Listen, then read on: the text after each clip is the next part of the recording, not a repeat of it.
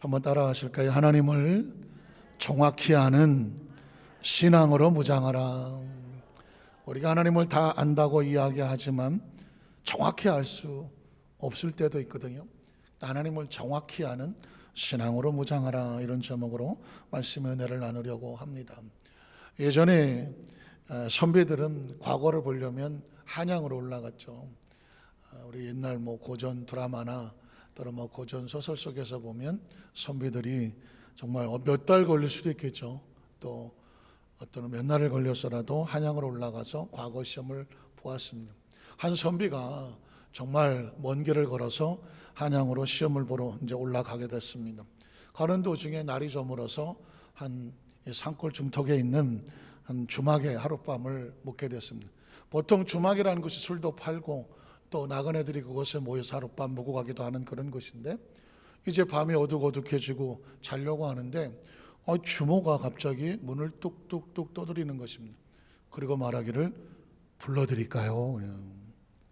불러드릴까요? 아니 갑자기 이 밤중에 뭘 불러준다는 것일까?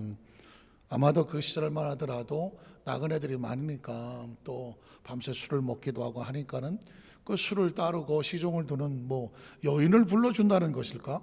그래서 이 선비는 괜찮소, 그러니 괜찮소 하면서 난 자겠소 하고 거절을 했습니다. 좀 있다가 보니 또 문을 두드리면서 그래도 불러드릴까요? 불러드릴까요? 괜찮다고 하는데 왜 이러시오? 그 방해되니까는 다시 오지 마셔. 그런데 좀 있다가 또 와서 불러드릴까요? 불러드릴까요? 이 사람이 나를 보고 나는 한양으로 과거를 보러 가는 선비요, 그러니까 나를 방해하지 마시고 나는 자야 되니까 일찍 깨워주기나 하시오. 그리고 잠이 들었습니다. 그런데 다음날 아침에 보니까 선비가 일어나지를 않아요. 그래서 그 주모가 문을 열고 봤더니 얼어 죽었다는 이야기. 땀났다. 아니 어디 갔더니 아는 사람들끼리 그런 얘기를 하고 있더라고요. 그래서 이 사람들이 뭔 아저씨 개그를 하고 있나, 영양가도 없는 이야기를 하고 있나 하고 그냥 귀뚱으로 들었습니다. 이야기가 뭘까요? 그러니까 아마도 그 주모는 그 산골이라 날씨도 춥고 또 영하로 떨어지고 하니까 그 선비에게 방바닥에 사니까 좀 불을 좀 넣어드릴까요? 그렇게 얘기했던 것 같습니다. 그런데 선비는 또 딴 생각으로 술 따르는 여자를 불러준다는 걸까? 됐어! 라고 거절을 한 것이죠. 그래서 그 밤에 어떻게 됐나요? 얼어 죽었더라. 암만 생각해도 참 말도 안 되는 이야기를 하는데, 제가 그 이야기를 듣고 말도 안 되는 소리를 하고 돌아서는데 떠오르는 단어가 하나 있었습니다. misunderstanding. 그러니까 understanding이라는 건 뭐냐면 이해한다는 것이고, misunderstanding이라고 하는 얘기는 오해한다는 것이거든요. 사람이 똑같이 대화를 하더라도 알아듣는 것을 서로 잘못 알아 오해할 경우에 이런 극단적인 일도 벌어질 수 있는 거구나. 스토리 자체는 이렇게 듣고 싶지 않은 이야기긴 하지만, 그러나 그것에 흐르고 있는 오해라고 하는 단어는 굉장히 중요한 단어입니다. 또 하나는 뭐냐면 미스커뮤니케이션입니다. 커뮤니케이션이라고 하는 건 서로 전달하고 소통하고 주고받는 관계를 말하는 것인데, 거기에 잘못된 미스라고 하는 것이 들어가게 되면은 소통이 잘못되는 것이죠. 대화가 잘못되는 것이고 뜻이 잘못 전달되는 것이죠. 그러다가 보면 전혀 예상치 않은 끔찍한 또 어처구니 없는 일이 벌어지게 될 수 있다는 것입니다. 우리의 삶의 현장 가운데도 서로 딴소리 해갖고 같이 얘기를 듣는 나중에 보면은 서로 딴소리 했다는 얘기 많이 듣지 않습니까? 그건 미스언더스탠딩이에요. 오해하는 것이고 전달이 잘못되는 것이거든요. 그게 작은 결과로 끝나게 되면 좋지만, 만약 신앙 안에서 이런 미스언더스탠딩, 미스커뮤니케이션이 벌어진다고 하면 굉장히 중요한 일이 됩니다. 왜냐하면 성경은 철저하게 하나님 우리에게 말씀을 전달하고 있잖아요. 하나님은 말씀을 우리에게 전달하고 있고 우리도 지금 말씀 앞에 서 있습니다. 하나님은 이렇게 말씀하셨는데 듣는 사람이 그것을 잘못 알아들었다면, 잘못 상상했다면, 잘못 이해했다면, 오해했다면, 그러면 삶의 결과는 예상치 못한 일이 벌어질 수가 있다는 것이죠. 그런데 성경 속에 보면 그런 이야기들이 비일비재합니다. 우리는 첫 번째로 하나님 말씀의 능력을 그대로 알고 믿어야 된다라고 첫 번째 주제를 정했습니다. 왜냐하면 하나님께서 아브라함과 대화를 하시는데 하나님은 대화하시죠. 말씀을 전달하시죠. 말씀은 하나님의 의도와 계획입니다. 내가 이렇게 할게 계획입니다. 그러면 어떻게 해야 돼요? 그것을 믿고 그대로 이해하고 함께 움직이면 되는. 그런데 하나님은 이렇게 말씀하셨어도 하나님의 말씀의 방향을 이렇게 엉뚱하게 받아들이게 되는 경우가 나오게 됐습니다. 창세기 12장 1절로 4절에 보니까 야훼께서 아브라함에게 이르시되 너는 너희 고향과 친척과 아버지 집을 떠나서 내가 내게 지시하고 보여주는 땅으로 가라. 이게 메시지입니다. 그러면 어떻게 될까요? 그 다음 절 내가 너로 거기서 큰 민족을 이루고 내게 복을 주어 내 이름을 창대하게 하리니 너는 거기서 복이 된다라고 말했습니다.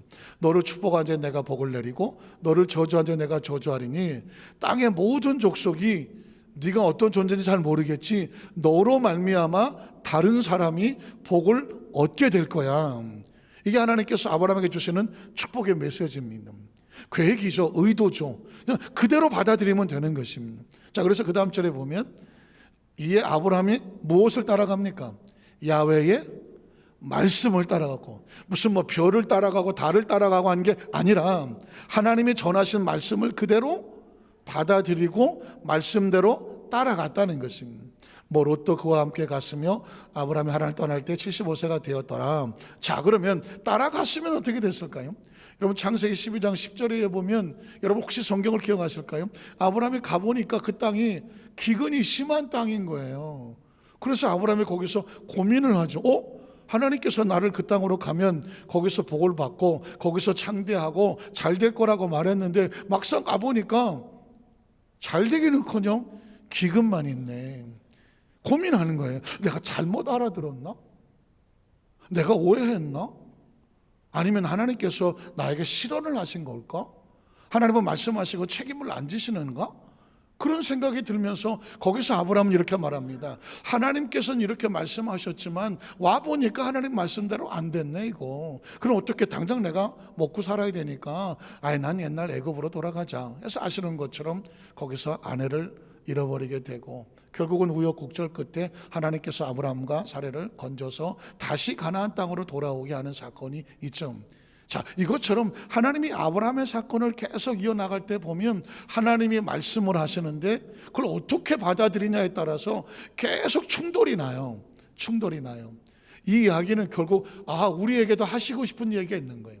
강단에 선포되는 말씀을 들을 때 저와 여러분의 말씀을 들어도 각자 형편처지가 다 다르니까 듣는 게 다 다르잖아요. 그래서 어떤 사람은 이게 나에게 응답의 말씀이다 하시는 분도 있지만 하나님께서 말씀하신다고 해도 지금 목사님 내 형편처지를 잘 몰라서 그러신데요. 나는 끝났어요.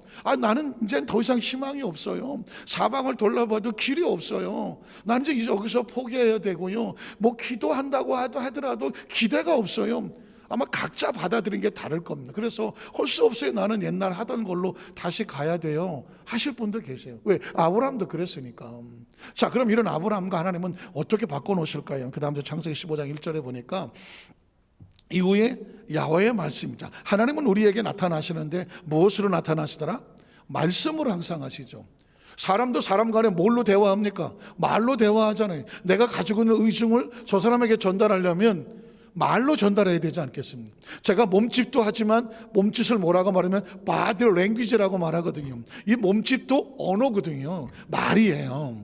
그러니까 결국 사람과 사람과의 이 커뮤니케이션, 의사소통이라고 말하는 건 뭘로 한다? 말로 한다는 거죠. 하나님도 우리하고 뭘로 전달하신다? 말씀으로 전달하시는 거죠. 그래서 말씀이 환상 중에 아브라함에게 임하여 이르시되 아브라함아 두려워하지 말아라. 두려워하지 말라는 얘기 지금 아브라함의 마음속에 두려움이 있다 없다? 두려움이 있는 거죠. 그러니까 하나님께서 두려워하지 말라. 왜냐하면 내가 너의 방패다. 방패가 뭐예요? 전쟁에 적의 화살이 날라올 때 나를 보호하고 안전하게 주는 걸 뭐라고 말해요? 방패라고 말해요. 내가 너를 보호해 줄게. 그리고 나는 너의 지극히 큰 상급이다. 너희가 앞으로 나가는데 그 축복된 그 모든 걸 공급하는 분이다 라고 하나님은 자신을 소개를 합니다. 자, 그러면 그 다음 절에 보면 아브라함이 이르되 하나님이 방패고 상급이고 두려워하지 말라 그러면 그걸 받으면 아멘으로 끝나면 되잖아요. 그런데 지금 아브라함은 하고 싶은 얘기가 있어요. 하나님, 무엇을 내게 주시려고 하십니까? 뭘 주려고 하는지 잘 모르겠지만 지금 내 입장을 설명드릴게요. 나는 지금 이 나이가 되도록 자식이 없습니다. 상속자가 없습니다. 그래서 저는 결론을 내렸습니다. 내 종들 가운데 한 사람을 뽑아서 내 상속자로 세우겠습니다. 아브라함은 자기 의사를 전달하는 것입니다. 그런데 그 이유가 뭐냐면 그 다음 절을 보면 아브라함도 이르되 주께서 내게 자식을 주지 않았기 때문에 내가 이렇게 할 수밖에 없는 거는요, 논리 정연을 하는 거예요.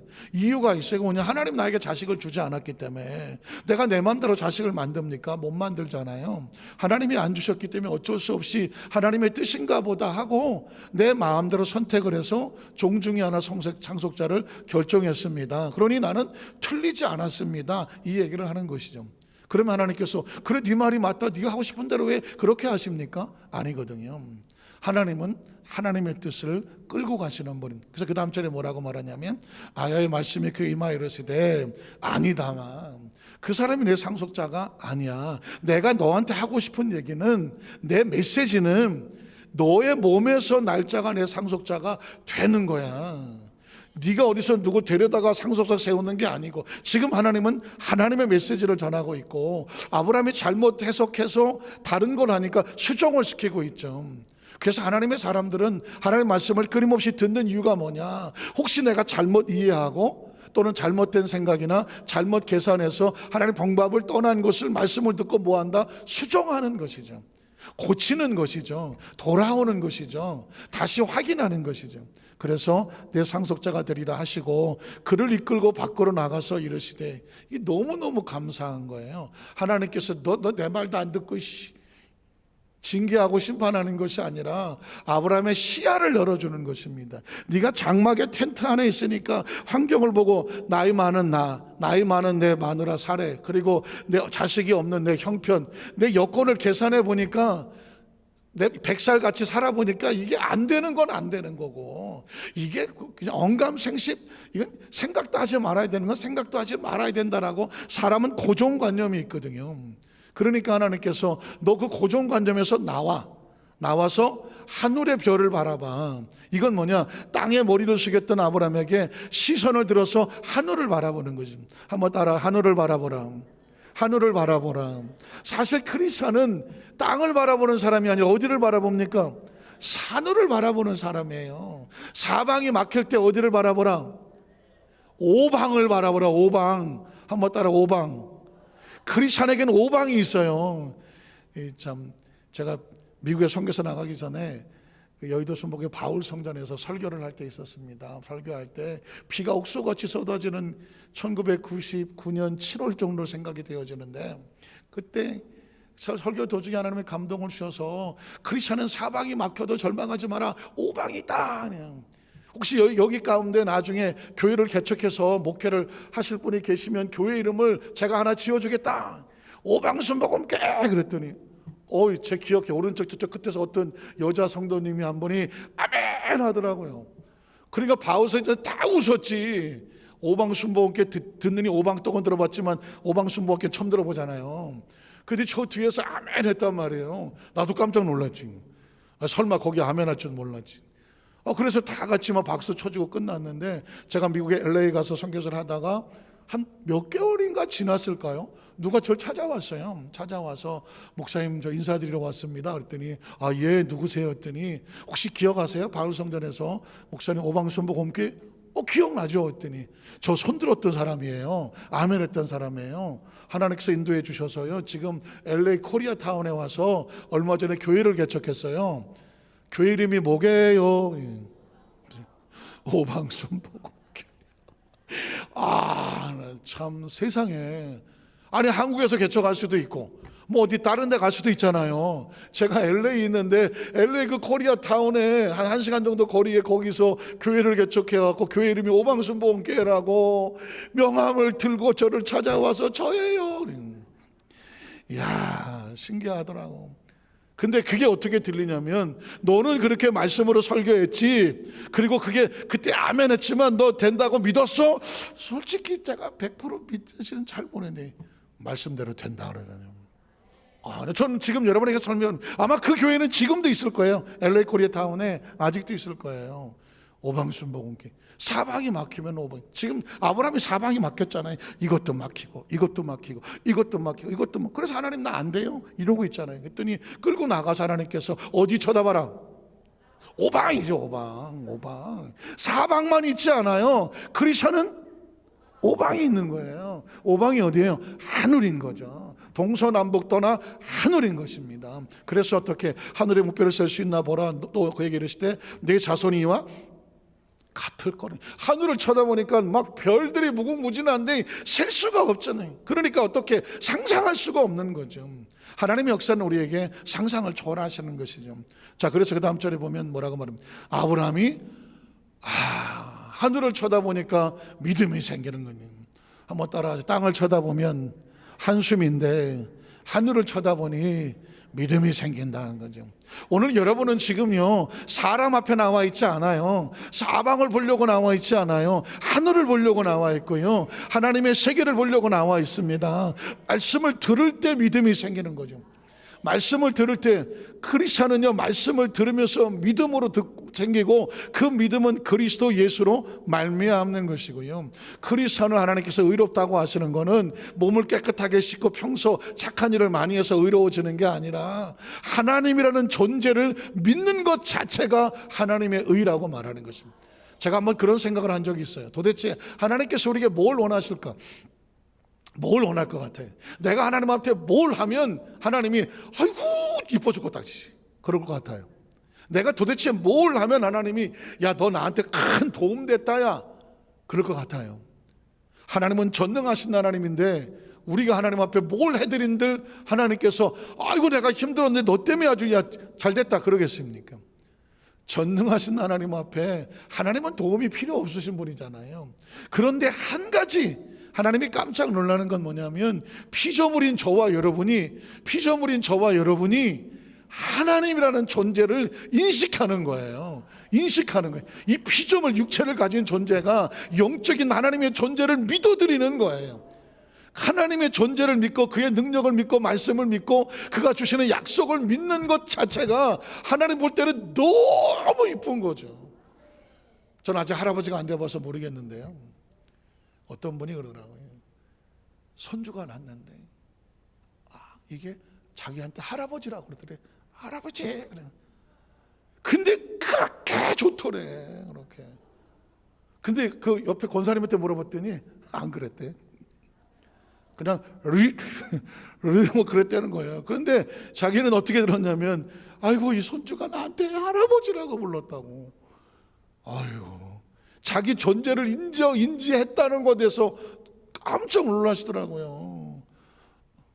그런 적이 있다. 많이 손드셨네. 그런 거예요. 여러분 보시. 그런데 하물며 하나님이라는 존재. 전 지금도 목회를 하고 뭐 성경을 여태까지 왔지만 가장 최고의 축복은 뭐냐면 피조물의 창조주를 하나님이라고 인지하는 거예요. 인식하는 거예요. 그래서 하나님을 믿는다고 고백을 하는 거예요. 정말 기가 막힌 일이에요. 이게 믿어지면 나머지는 그냥 다 따라오는 거예요. 하나님을 믿으면 하나님 뭐라, 야 네가 나를 인정하고 믿어줬다. 네가 참 의롭구나. 하나님 안에서 의는 이런 거예요. 그의 의를 여기시고 그 다음 절에 보면 또 그에게 이르시되 나는 이 땅을 내게 주어 소유를 삼게 하려고 너를 갈대아 내 우리에서 끌어낸 야훼니라. 눈치채셨습니까? 하나님은 계속 아브라함에게 하나님이 어떤 분인지를 계속 인식시키고 있죠. 존재를 드러내고 있습니다. 무슨 소리 들으려고? 내가 하나님을 믿습니다. 그걸 들으려고 하시는 거죠. 그 다음 절에 보면 아브라함이 99세 때 야훼께서 아브라함에 나타나 또 그에게 이르시되 하시고 싶은 얘기가 뭐예요? 나는 전능한 하나님이다. 하나님은 계속해서 자신의 존재를 우리에게 드러내요. 하나님의 말씀을 지금 선포하는데 이 말씀의 주제가 뭘까요? 강단에 설교하는 설교자의 제 말씀을 전하는 저의 그 설교 주제가 뭘까요? 하나님은 이런 분이다. 하나님은 이런 분이다. 하나님은 이런 분이다. 하나님은 여러분이 소개하는 게 아니겠습니까? 하나님의 존재가 드러난 거 아니겠습니까? 지금 이 자리에 나와서 여러분의 말씀 앞에 서 있는 이유가 뭘까요? 하나님의 뭘 듣고 싶은 겁니까? 하나님이 어떤 분인지, 어떻게 약속하시는지, 어떻게 이루시는지, 내가 하나님과 어떤 관계가 있는지, 하나님께서 어떤 일이 일어났는지 하나님을 알고 싶은 건 아니겠습니까? 그러니까 성경에서는 하나님은 자신의 존재를 드러내는 것이죠. 이 세계에서 하나님을 알 수 있는 방법은 아무 데도 없어요. 어디밖에 없을까요? 하나님의 말씀밖에 없어요. 왜냐하면 천하 인간에게 하나님께서 구원 얻을 만한 이름을 주신 적이 예수 그리스도 외에는 없는 거거든요. 그러니까 오늘 저와 여러분은 예수 그리스도 안에서 이 거룩한 주일 예배의 말씀 안에 들어오면서 여기서 하나님을 경험하고 체험하고 하나님을 만나게 되는 것이거든요. 이 자리는 사람의 만남의 자리가 아니라 하나님의 성령이 역사하시는 자리고, 말씀이 부딪힐 때 마음이 뜨거워져서 회개하는 사람이 생기고, 말씀이 부딪혀서 마음 가운데 성령이 감동하는 사람이 생기고, 말씀이 부딪혔을 때 이게 예수 이름으로 치료하는 역사가 나타나고, 말씀을 듣다가 치료 역사가 나타나고, 말씀을 듣다가 마음속에 비전과 꿈이 생겨나고, 말씀을 듣다가 마음속에 아이디어가 생각이 나고, 하나님 속에 관계가 회복이 되어지고, 말씀을 듣다가 그래 천국이 정말 있구나 소망이 생겨나고. 그래서 이 예배는요, 이 자체가 어마어마한 베데스다 연못이 동하는 것처럼 하나님의 역사가 경험되고 체험되지며, 하나님과 자기 백성이 컨택을 하는 놀라운 역사의 자리가 예배라는 사실은 기대하고 간구하고 기다리시기를 주님의 이름으로 축복합니다.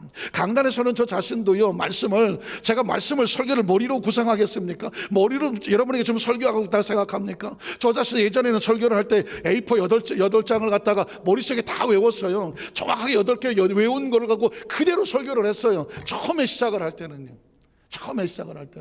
그렇게 수년을 했었죠. 그 설교, 조목쌤 설교 원고를 8장을 머릿속에 다 외워서 설교를 했어. 그러니 온통 일주일 내내 8장 설교만 머릿속에 돌아다니죠. 그걸 수년 동안 했어요. 그리고 나서 그 말씀의 주제를 가지고 갈 때 다음엔 어떻게 하는지 아십니까? 하나님의 성령이 역사하신. 저는 요즘은 강단에 올라 설교를 할 때 어떤 기대감이 있냐면, 하나님이 역사하신다, 운행하신다, 치료하신다, 능력을 부어주시고 응답하시고 새롭게 변화시켜 주시면, 사람이 제가 아무리 말을 잘한다고 여러분의 마음을 제가 어떻게 움직입니까? 사람은 못 움직여요. 그러나 누가 아십니까? 하나님 말씀과 성령이 움직이시는 것입니다. 말씀을 제가 꼬박꼬박 읽어드린 이유는 뭐냐면, 말씀을 같이 읽을 때 말씀이 여러분을 건져내고 치유하고 회복하기 때문입니다. 하나님이 이렇게 말하지 않습니다. 나는 전능한 하나님이라. 사실 이 말씀 하나만 붙잡고 있어도 하염없이 눈물 나지 않아요? 나는 전능한 하나님이다. 나는 전능한 하나님이다. 오늘 저와 여러분이 가지고 있는 여러 가지 많은 문제 때문에 우리가 어째서 하나님 어떻게 이러고 있을 바인데, 하나님 말씀하잖아요. 나는 전능한 하나님이다.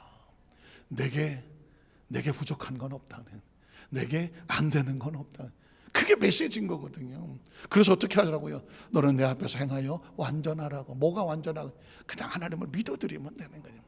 믿어드리면 돼요. 그냥 뭘 어떻게 하나도 돼요. 하나님의 존재를 믿어드리고요, 그 약속을 그대로 믿어드리고요, 그리고 그 역사하심을 그대로 믿어드리고요, 그리고 기대하는 거예요. 의심하지 아니하고. 자, 그랬더니 그 다음 절에 보면, 내가 내 언약을 나와 너 사이에 두어서 너를 크게 번성하게 하리라. 나 같은 사람 번성하겠어요? 내가 나이가 몇 살이? 하나님 사람 잘못 보셨어요. 이럴 수 있어요. 그러나 우리가 그럴 필요가 없어요. 어차피 내가 번성하는 게 아니에요. 하나님이 어떻게 하리라? 번성하게 하시리라 해요. 어차피 저와 여러분이 우리가 무슨 우리 능력으로 태어났어요?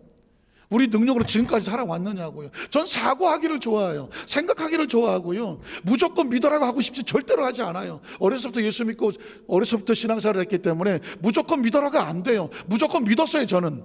그러나 이제는 무조건 믿어라가 안 돼요. 우리 성도들에게 할 수만 있으면 제 짧은 사고를 가지고 성경 속에 있는 하나님 말씀을 논리 정연하게, 그럴 수밖에 없구나, 그렇구나, 누가 들어도 아하, 하나님의 말씀이 되기를 소원합니다. 자, 하나님께서는 지금 우리에게 이렇게 말씀하세요. 크게 번성하리라는 건 내가 번성하는 게 아니에요. 하나님이 하게 하시리라 해요. 그럼 우리는 그걸 어떻게 논리적으로 어떻게 내가가 아니라 하나님의 전능하심 안에서 그렇게 이루어질 줄로 믿습니다 하는 거예요. 믿어드리는 거예요. 그걸 믿음이라고 말하는 거예요. 그 다음 절을 보면, 아브라함이 엎드렸더니 하나님 또 그에게 말씀하여 이르시되, 보라 내 언약이 너와 함께 있으니 너는 여러 민족의 아버지가 될 거야. 또 이제 오르는 내 이름을 아브라함이라 하지 아니하고 아브라함이라고 하리니 내가 너를 여러 민족의 아버지가 되게 함이니라. 내가 너로 심히, 계속 하나님은 하나님 비전을 말하잖아요. 심히 번성하게 하리니, 번성하게 하리니. 하나님의 뜻이에요. 믿으십니까? 믿으십니까? 저와 여러분을 향한 하나님의 뜻이에요. 하나님 백성들을 번성하게 하리니 내가 내게서 민족들이 나게 하며 왕들이 내게로부터 나올 것이다.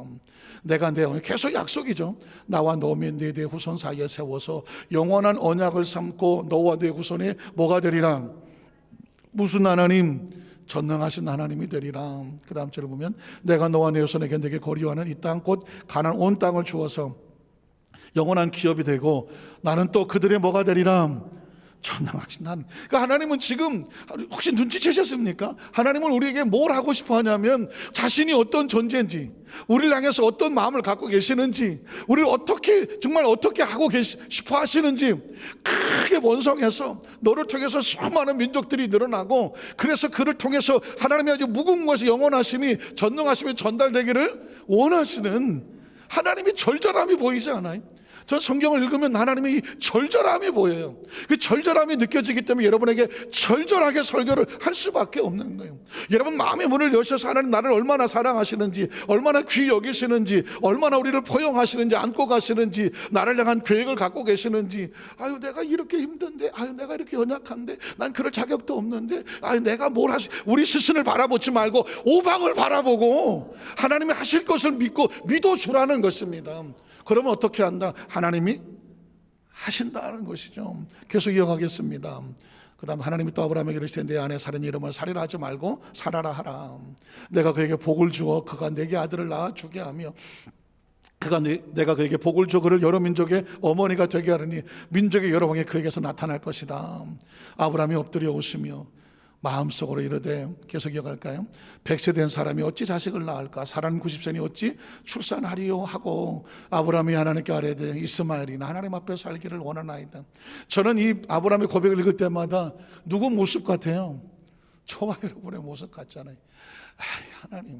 하나님 애쓰지 마세요. 나 100살이고요 사례는 90살이고요 이제는 뭐 우리가 자식을 낳을 상황이 아니에요. 논리적으로 안 되는 상황이잖아요. 적어도 저와 여러분도 그 정도 머리는 있잖아요.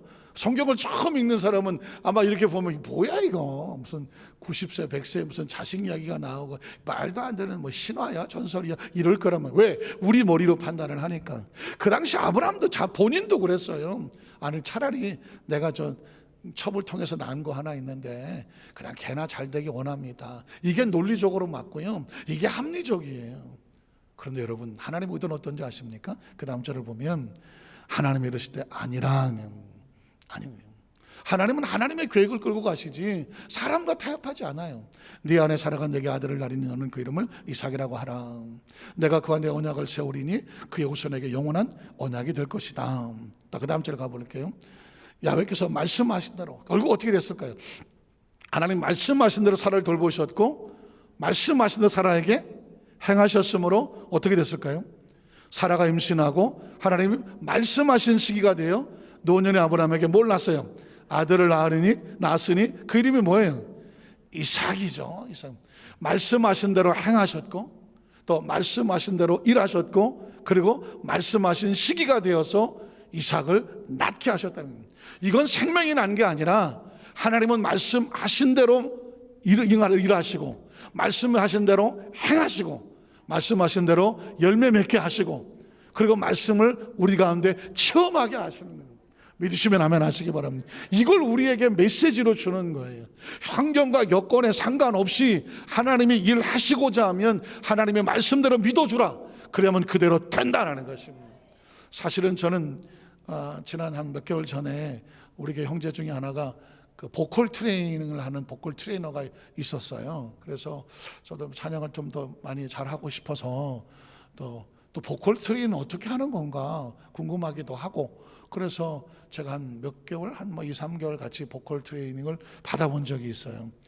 그랬는데 형제가 첫날 나한테 이러더라고요. 목사님 성대는 그 전에 많이 상했던, 다쳤던 성대 같아요. 한 번에 알아보더라고요. 그 제가 깜짝 놀랐죠. 지금까지 30년 이상 뭐 그 전에는 뭐 있었지만 성대를 쓰면서 진짜 하나님의 은혜로 전혀 뭐 쉬어본 적도 없고 잘 쓰고 있는데, 그 보컬 트레이너는 성대를 전문하는 사람이니까 딱 보고 하는 말이, 목사님 성대는 많이 상했다가 그 흔적이 있는 그런 목소리인데요 라고 알아보더라고요. 그럴 수밖에 없는 게, 제가 1991년도 7월 21일 지금도 잊어버리지 않아요. 그때 제 운명이 과연 이 성대를 쓸 수 있느냐 없느냐 정말 그 갈라지는 상황이었거든요. 제가 그전에는 목을 얼마나 많이 썼는지, 이게 제 목이 막 상할 대로 상해서 지칠 대로 지쳐갖고, 말하다가 목이 쉬고, 찬양하다가 목이 쉬고, 기도하다가 목이 쉬고, 설교하다가 목이 쉬고, 그래서 나중에 그 진단을 받으러 갔더니 성대에 혹이 있다는 거예요. 그래서 그제서 몇 번 간증을 드렸지만은, 그 동네 이비인후과를 갔더니 가톨릭 의대 출신인데, 그 젊은 의사가 하는 것이 뭐냐면, 약하고 주사를 한번 맞으면 나을 것 같다. 그래서 제가요 하루에 2방씩 한 달을 맞았어. 와, 나중에는 뭐 왼쪽 엉덩이 오른쪽 엉덩이 뭐 이렇게 아플까봐 이렇게 번갈아 맞다가요, 이제는 이러더라고, 그냥 아무 쪽이나 맞읍시다 그냥. 그래갖고는 한 달을 맞았어요. 그리고 약봉지를 3개를 하루에 3봉씩 해갖고 한 달을 털어놓았다니까. 그리고 한 달 만에 갔더니 의사가 이러더니 기적이라고. 왜? 약하고 주사를 그렇게 두드려 맞았는데도 혹이 꼼짝도 안 해. 자기는 손을 들었어요.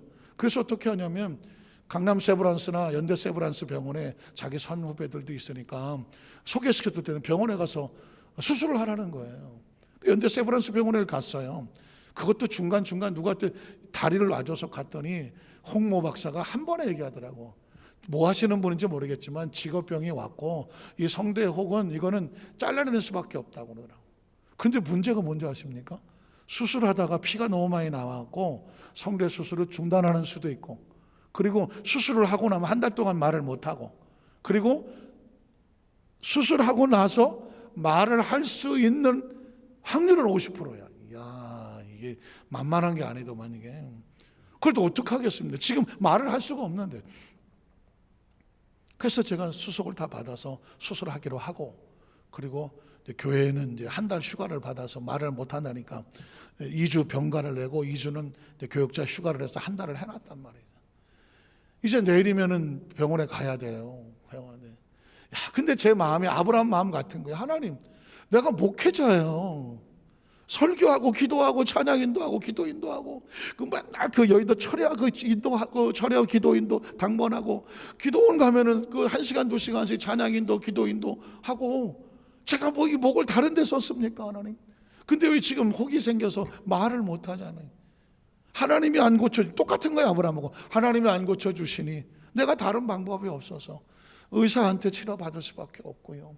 그러자니 이거 한 달 동안 말도 못하고 교구실에 가지도 못하고, 이게 지금 이게 뭐냐고. 이게 정말 절박한 기도여야 되는데 이게 자꾸 푸념만 나오는 거예요. 수술하고 나서 완벽하다는 보장도 없고 말을 못할 수도 있다는데 어쩌라는 건가. 그렇게 울다 하나님 앞에 기도하다가 그냥 터진 거죠. 하나님 앞에 그냥 하나님이 도와주지 않으면 안 된다고 이러는데, 마음속에 주시는 게 뭐냐면, 내가 고쳐줄게요. 내가 고쳐줄게. 그때 제 정신이 번쩍 드는 게 뭐냐면, 이게 병원의 의사가 고치면 내가 평생 강단에 설교해서 병원 그 세브란스 병원의 어느 박사님이 성대 수술은 잘합니다. 강단 그거 간증할 거 아니에요.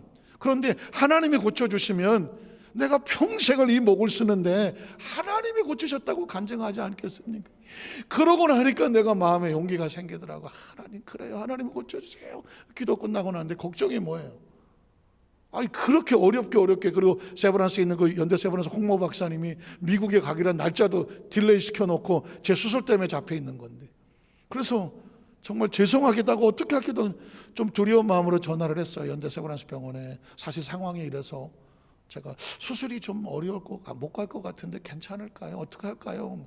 나는 뭐 손해배상하라고 그러고 뭐 안 된다고 그럴까 봐 잔뜩 긴장을 했더니 그 간호사가 뭐라고 말하냐면요, 안 오면 돼요. 그러냐. 안 오면 난 지금도 사실 그러니까 여러분 세상 일은 부딪혀 봐야 돼요. 나 혼자 막 마음 졸이고 막 여러 사람 미안하고 막 죄송해갖고 어떻게 했지 막 이러고 있는데 전화를 됐더니 어떻게 하면 되냐 했더니 안 오시면 된대. 그때 이후로 한 번도 안 갔잖아요. 그때 이후로. 그러는데 문제는 뭐냐면 월요일 날 지나고 화요일 날 교회 출근을 했는데 그날 제가 서대문대 계고 있었는데 기도원 성령대망회 한 거예요. 성령대망회. 그래갖고 저는 그랬어요. 찬양인도 내가 하겠다고 그랬어. 근데 20분 찬양인도 했더니 벌써 목이 딱 가갖고 안 나오고 그랬더니 뭐 어떤 다른 교육자가 쪽지를 보내서 바꿔주겠다고. 바꿀까요? 아니라고. 1시간 찬양 인도를 안 나오는 목을 가지고 생목을 써가면서 인도를 했어요. 이유가 뭘까요? 난 그렇게 하면 하나님이 안 고쳐주면 못 베길 줄 알고 그냥 그렇게 해서 다 성대가 상해갖고 화요일날 내려왔어요. 그러고 나서 매일매일 전쟁하는 겁니다. 수술을 했어야지 이 사람아. 그게 어떻게 서든 기회인데 한쪽으로는 아니야 하나님이 고쳐주신다고 그랬어. 사방을 바라보면 절망이고 하늘을 쳐다보면 그래 하나님이 고쳐주신다고 그랬고 이걸 일주일을 싸웠어요. 일주일을 싸우는 거야. 그런데 정확히 일주일 뒤에 정말 매일 아침 일어나면 도레미파솔라시도 그거 하는 거예요. 그래 도레미파솔 하면 빅소리 나고 막 이러는데 일주일 뒤에 도레미파솔라시도 하는데 도레미까지 올라가면서 목이 팍 열리더라고. 목이 열리더라고. 우리 하나님 앞에 감사 박수 한번 할까요? 네. 목이 열리더라고. 그래서 3일 동안은 누구한테 말도 못해서 혹시라도 또 이거 내가 혹시 뭐 그 컨디션이 잠깐 좋아서 나온 건데 그러면 말도 못하다가 3일 지나고 나서도 매일 아침마다 화장실에서 도레팔로스도 하다 보니 올라 그 다음에 3일 뒤에 우리 집사람한테 처음 얘기했어요.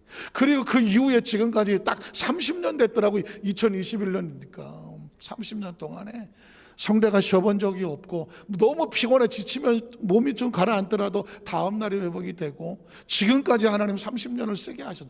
그래서 가만히 보니까 그 보컬 트레이너를 통해서 이걸 왜 깨닫게 하는 나는 그냥 성대 이상이 없으니까 그냥 쓰는가 보다 하겠지만 딱 알아듣기는 이건 상처 입은 성대라고 그러더라고요. 상처 입은 성대. 그때는 그러니까 이 성대는 내 성대가 아닌 거예요. 하나님이 고쳐서 쓰시는 성대죠. 사랑 성도는 그렇습니다. 오늘 저와 여러분이 그렇다고 해서 뭐 병원에 수술 잡혀 있는 거 다 취소하고 무조건 믿음으로 기도하라 이런 얘기는 아니에요. 하나님께서 마음에 부딪힘을 주시고 말씀의 레마를 받거든 그 말씀대로 나가면 말씀이 치료하시는 것입니다. 그래서 여러분 한 가지만 더 생각한다면 그 말씀이 이제 육신이 돼서 우리 가운데 오시는 분이 바로 예수 그리스도인 겁니다. 예수 그리스도가 누구냐? 하나님의 말씀이신 예수 그리스도 그 능력을 우리가 그대로 믿어야 되는 거죠. 요한복음 1장 1절로 3절에 보면 예수님을 이렇게 말합니다. 하나님이 보내신 하나님의 메시지예요. 예수는 뭐냐? 하나님께서 우리에게 보내시는 하나님의 메시지고 하나님의 마음이고 하나님의 의도입니다. 태초에 말씀이 계시니라 이 말씀이 하나님과 함께 계셨으니 이 말씀은 곧 하나님이시니라. 그가 태초 하나님과 함께 계셨고 만물을 그로 말미암아 지은 바 되었으니 지은 것이 하나도 그가 없이는 된 것이 없다. 이 얘기는 뭐예요? 예수 그리스도는 하나님의 창조주의 본체이시며 말씀의 본체다라는 것입니다. 그런데 그 말씀이 어떻게 됩니까? 14절에 보면 말씀이 이제 육신이 되어 우리 가운데 그 하나님의 본체이신 말씀이 육신의 생명을 가지고 이제 우리 속에 찾아오죠. 이걸 뭐라고 말하죠? 성육신이라고 말하잖아요. 그 육신이 우리 가운데 와서 거하심에 우리가 그 영광을 보니까 아버지 독생자의 영광이요 은혜와 진리가 충만하더라. 요한이 그에 대해서 증언하여 이르되 내가 전에 말하기를 내 뒤에 오시는 이가 나보다 앞선 것은 나보다 먼저 계심이라는 것이 이 사람을 가리킴이라 하니라. 우리가 다 그의 충만한 데서 받으니 은혜 위에 은혜로라. 율법은 모세로 말미암아 주어진 것이요 은혜와 진리는 예수 그리스도로 말미암아 온 것이다. 예수가 누구냐? 본래 하나님을 본 사람이 없으되 아버지 품속에 있는 독생하신 하나님이 우리 가운데 나타나셨다. 내셨느니라. 할렐루야. 그러니까 예수님은 하나님의 메시지고요, 하나님의 본체예요.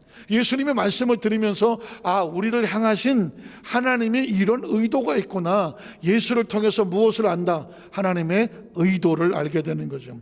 요한복음 1장 12절로 13절에 보면, 그래서 영접하는 자, 예수님이 하나님이 보내신 메시지요, 하나님 자신인 것을 영접하면 그 이름을 믿는 자들에게는 어떤 의도가 다가오느냐, 어떤 일이 벌어지느냐? 하나님의 자녀가 되는 권세를 주시는 것입니다. 뒤집어 말하면 예수를 영접하는 자에게 하나님의 자녀를 만들고 싶은 하나님의 마음이 우리 가운데 전해지고 이루어지는 거죠. 예수님을 구주로 믿으시면 아멘 하시기 바랍니다. 그 믿음을 통해서 하나님이 저와 여러분 하나님의 자녀 되기를 누가 원하셔요? 하나님이 원하시는 거죠.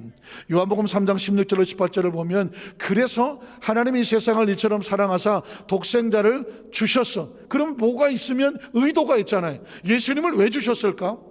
사랑으로 우리에게 주신다고 말했는데 예수를 왜 주셨을까? 그 메시지는 뭐예요? 그를 믿는 자마다 뭐하지 마라?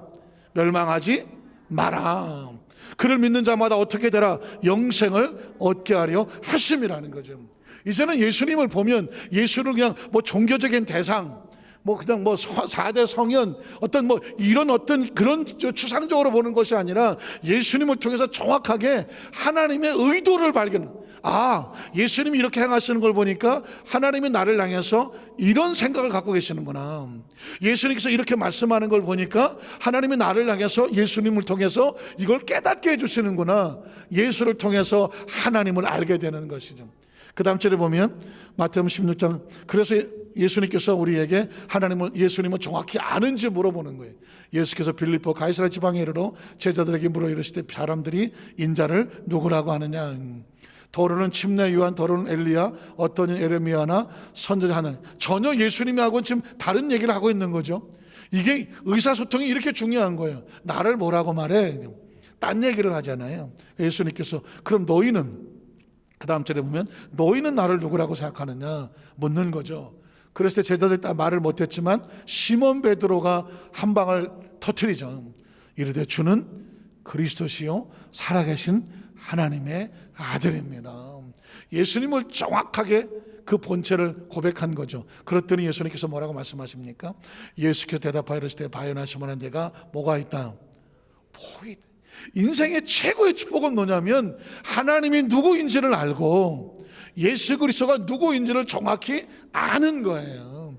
신앙생활은 그렇게 어려운 게 아니에요. 하나님을 인정하고 예수를 누구인지 아는 겁니다. 그러면 어떻게 될까요? 내 마음대로 행동하지 아니하고 하나님의 원하심과 예수님 말씀대로 우리가 계명을 지켜 행하게 되죠. 그래서 스스로 선택하여 하나님의 길을 가는 게 크리스찬입니다. 억지로가 아니죠. 그래서 그 다음 절에 보면 이제 예수님께서 뭘 하시는 분인지를 알게 되죠. 혹시라도 아직도 마음에 죄책감이나 열등감에서 헤어나지 못한 분이 계다고 하면, 여러분, 죄를 사하시는 예수님을 소개합니다. 수일로 예수께서 다니시 가버나움에 들어가시니 집에 계시다는 소문이 들린지라. 많은 사람이 모여서 문 앞까지도 들어설 자리가 없게 되었는데 예수께서 그들에게 도를 말씀하시더니, 사람들이 한 중풍병자를 4사람에게 메어 가지고 예수께서 올세 무리들 때문에 예수께 들어갈 수 없으므로 그 계신 곳에 지붕을 뜯어 구멍을 내고 중풍병자가 누운 상을 달아내리니, 예수께서 그들의 믿음을 보시고 중풍병자에게 이르시되 소자야, 작은 자야, 내 죄사함을 받았느니라. 의외로 크리스천들 가운데서도 아직도 마음의 죄책감에서 자유롭지 못한 분이 있더라고요. 여러분, 그 십자가에서 예수님께서 우리의 죄를 담당하셨기 때문에, 주님이 담당하셨다면 저와 여러분을 참소할 죄는 없습니다. 더 이상 우리는 예수 안에서 죄인이 아닙니다. 죄 씻음을 받았습니다. 믿으십니까? 이 크리스천들 마음속에 이 마귀의 정죄를 받아서 너 아직도 뭐하지 자꾸 죄를 짓거든요. 그래서 죄에 대한 상처를 끌어안고 여기서 묶여 있으면 영적으로도 다치고, 그리고 기도도 안 되고 행복도 잃어버리고 기쁨도 잃어버려요. 한번 따라 하실까요? 예수님께서 나의 현재와 미래와 과거의 죄를 다 청산해 주셨습니다. 깨끗이 씻겨 주셨습니다. 나는 더 이상 죄인이 아닙니다. 할렐루야. 뻔뻔하란 이야기가 아니라 죄를 짊어지신 예수 그리스도를 정확히 알고 인정하라는 것입니다. 그 다음 절에 보면 치료자 예수님을 소개합니다. 마태복음 8장 3절에 보니까 예수께서 산에서 내려오시니 수많은 무리가 따르니라. 한 나병 환자가 나와 절하며 이르되 주여 원하시면 저를 깨끗하게 하실 수 있나이다 하거늘 예수께서 손을 내밀어 그에게 대시며 이르시되 하는 예수님의 의도의 메시지, 내가 원하노니 깨끗함을 받으라 하시니 즉시 그의 나병이 깨끗해졌더라. 예수님은 저와 여러분의 질병을 고치시기를 원해요. 이게 예수 그리스도의 의도입니다. 한번 따라하실까요? 주님 예수님께서는 나의 질병을 고치시기를 원하십니다. 할렐루야. 그러므로 예수님이 병을 짊어지셨으므로 저와 여러분은 나음을 입었다고 말하는 것입니다. 예수님이 병을 짊어졌지 우리에게 병을 짊어지라고 말하지 않아요. 아, 이거 내 팔자야. 아닙니다. 예수님은 저와 여러분이 깨끗하기를 뭐한다? 원하시는 것입니다. 예수님은 축복하시는 분입니다. 요한복음 6장 5절로 11절에 보면 예수가 눈을 들어 큰 무리가 자기에게로 오는 것을 보시고 빌립에게 이르시되 우리가 어디서 떡을 사서 이 사람들을 먹이겠느냐 하시니, 그렇게 말씀하시는 것은 친히 어떻게 하실지를 빌립이 지금 내 의도를 알까 모를까 시험하고자 하심이라. 그래서 빌립이 대답하되 예수님의 생각을 모르니까 각 사람으로 조금씩 받게 할지라도 200데나리의 떡이 부족합니다. 못 먹인다는 거죠. 그때 제자 중 하나 곧 시몬 베드로의 형제 안드레가 예수께 여짜오되 여기 한 아이가 서 보리떡 5개 물고기 2마리를 가지고 있나이다. 그러나 예수님 생각을 몰라. 이거 가지고 어떻게 되겠습니까? 이게 빌립의 생각이고 안드레의 생각이에요. 근데 예수님은 그 다음에 뭐라고 말합니까? 예수께서 이르시되 이 사람들로 앉게 하라 하시니 그곳에 잔디가 많은지라 사람들이 앉으니 수가 5,000명쯤 되더라. 예수께 떡을 가져 축사하시니 앉아있는 자들에게 나누어 주시고 물고기도 이렇게 그들의 무엇대로 원하는 대로 주시더라는 것이죠. 비워진 곳을 채우기를 원하시는 것이 예수님입니다. 다시 말해서 생명을 만족하게 하고 풍성하게 원하시는 게 예수님이에요. 여러분에게 예수님은 성령을 주시기 원하는 걸 소개합니다. 사도행전 1장 6절로 8절에 보니까 그들이 모였을 때 예수께 여쭤 이르되 주께서 이스라엘 나라를 회복하심이 이때이니까 하니 이르시되 때와 시기는 아버지께서 자기 권한에 두셨으니 너희가 거기에 관심 있는 거 아니라 너희가 들어야 될 내 메시지는 뭐냐. 8절에 보니까 오직 성령이 너희에게 임하시면 너희가 무엇을 받고 권능을 받으라는 이게 메시지예요. 그래서 예루살렘과 유대와 사마리아 땅까지 서서 내 증인이 되게 하리라는 것이죠. 이제 내가 왜 예수를 믿고 삶을 살아가며 성령을 받아야 되는가? 이거는 하나님의 메시지가 있기 때문에 그래요. 그리고 예수님은 우리에게 천국을 소개했습니다. 요한복음 14장 1절로 6절에 보니까 너희는 마음에 근심하지 말라. 하나님을 믿으니 또 나를 믿어라. 내 아버지 집에 거할 것이 많도다. 그렇지 않았으면 너희에게 일렀으리라. 내가 너희를 위해서 거칠, 예수님이 승천하신 목적이 뭐예요? 너희를 위해서 거처를 예비하러 가는 거야. 그래서 거처를 예비하면 내가 다시 와서, 재림이죠, 너희를 내게로 영접하여 나 있는 곳에 너희도 있게 할 거다. 이게 메시지예요. 자, 그랬더니 그 다음 절에 보니까 내가 어디로 가든 그 일을 너희가 이제는 알지 않겠어? 그랬는데 도마가 딴소리를 하죠. 도마가 이르되 주여 주께서 어디로 가시는지 우리가 알지 못하거늘 그 길을 어떻게 알고 모르겠는데요. 제자들도 끝까지 예수님과 의사소통이 안 된 거예요. 그때 예수님께서 6절에 이런 말을 하는 거죠. 예수께서 이르시되 내가 천국 가는 길이야 진리야 생명이야 나로 말미암지 않고는 아버지께로 올 자가 없느니라. 이 말씀은 뭐냐면 사람은요 자기가 듣고 싶은 대로 자꾸 들으려고 해요. 생각하는 대로 그냥 생각하려고, 상대방의 말에 그 말을 그대로 받아들이는 게 쉽지가 않아요. 내 생각으로 하나님 마음을 받아들이는 것이 아니라 하나님 말씀대로 믿으라는 것이죠. 자, 말씀의 결론을 내립니다. 여러분 혹시 들어보실 만한 그런 이야기인데요, 어떤 이제 연세가 지긋하신 분이 항상 몸매 관리를 잘하고 머리도 길게 늘어서 항상 처녀 때 몸을 자기가 간직한다 이런 마음을 갖고 계셨습니다. 그런데 하루는 시장을 갔다가 이렇게 오는데 정말 이분의 마음의 소원이 이루어졌는지 뒤에서 같이 가 처녀 같이 가 처녀, 이게 얼마나 듣고 싶은 말이야. 내가 처녀 때 지나가면 막 그냥 총각들이 휘파람 불고 막 난리가 났는데, 내가 이 나이에도 같이 가 처녀 같이 나를 따라오는 총각이 있다니, 이게 얼마나 가슴 설레요. 그래서 그 소리를 들으면서 음미하면서 절대 안 뒤돌아봐야지 가다 오네. 근데 점점 가까이 오는 거예요. 그래서 이분이 그래 이 소리를 좀 음미해보자 그러고 보청기를 꺼내서 귀에다 탁 확실하게 들으려고 딱 그랬더니 귀에 들려오는 소리가 갈치가 1,000원, 갈치가 1,000원 하는, 갈치가 1,000원 하는 거예요. 생선장수가 같이 시장에서 나오시는 분을 쫓아오면서 갈치가 1,000원, 갈치가 1,000원, 눈을 떴다 감았다는 갈치가 1,000원. 잘 모르는. 그런데 이게 멀리서 듣지 이게 잘 안 들려서 보니까는 가치가 전혀 들려요. 여러분, 우리가 살다가 보면 이런 일이 뭐 한두 번 벌어집니까? 성경은요, 우리가 듣고 싶은 대로 들어서도 안 되고, 내 마음대로 들어서도 안 되고, 내 마음대로 상상해서도 안 되고, 계산해서도 안 돼요.